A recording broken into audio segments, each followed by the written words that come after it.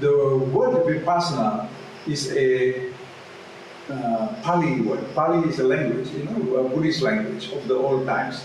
So Vipassana means, usually they translate as pure insight, but I translate it as pure realization. Yeah, pure reflection, pure realization. You realize from a very deep self, your own self in the deepest aspect. And there was a very famous teacher of Vipassana Meditation called Guenka. So Guenka was an Indian man born in Burma or Myanmar, and he was practicing Buddhism.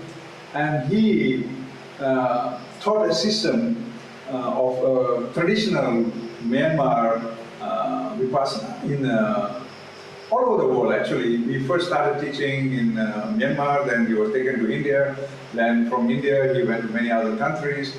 And Guenka Ji's Vipassana was a little bit like he was teaching prisoners in all these places, and he was teaching people to meditate for, say, 8 hours a day.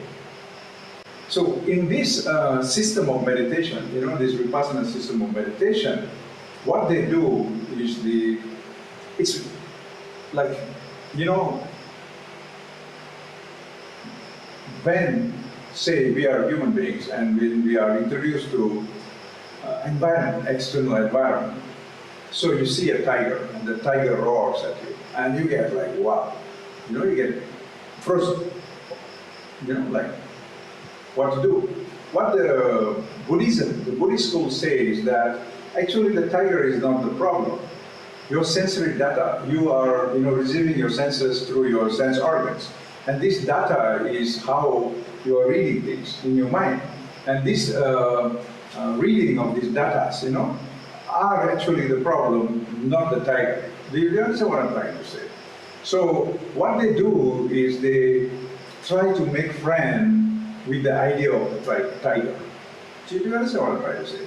So, you know, you say you have a negative experience.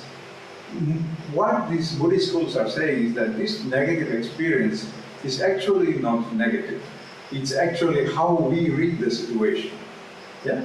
Sometimes we read it, some people read it okay, some people read it negatively. So these interpretations of data that is coming in, you know, the experience that is interpreted, you know, that is the one, according to these Buddhist schools, are giving you the internal imbalances, the fear, you know, all this kind of stuff. You know, so the Buddha went into a big, you know, explanation of, you know, right speech, right thought, right volition, right activity, blah, blah, blah. Eightfold path, it's called the eightfold path, yeah? And what he's saying is that if you put out bad speech, it comes back to you. You know, if you put out bad activities, it also comes back to you. So it is we who are self-sabotaging ourselves. We are hurting ourselves.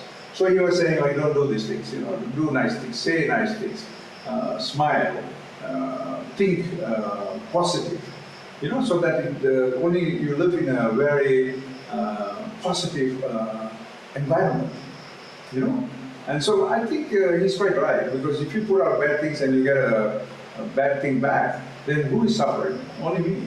You know, I'm the one who went and shouted at the taxi driver and he got upset, and then it was like an unpleasant situation. So to avoid this, the Buddha was saying, is very important, because otherwise you're affecting not only the social aspect, but you're also affecting your own psychology. You know? So in this system of meditation, they put you to, you know, they ask you to sit for a while, and then they ask you to reflect on your thinking, you know, your thought, your cognition, and then they ask you to think on your feelings, you know, how you feel about these things. So they're teaching you to separate the external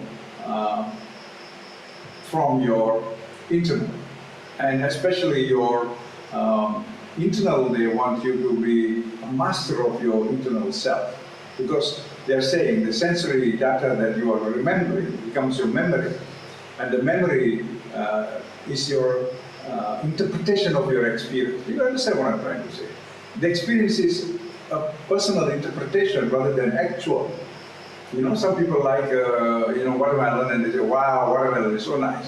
And some people will say, no, dragon fruit is greater. So the interpretation of the experience is personal. So what the Buddhist meditation is saying is, like when you are interpreting your experiences, interpret it with peace. You understand? So, you see, remember we were talking about the flight and fight syndrome earlier on. You know, you're either running away from the tiger or fighting the tiger or blah, blah, blah.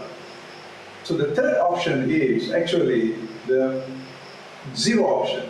You know what I'm trying to say? You keep your mind zero. You know, you don't participate in the fight or the flight. You train your mind to become harmonious. You know, it reads everything with total peace. Do you understand what I'm trying to say?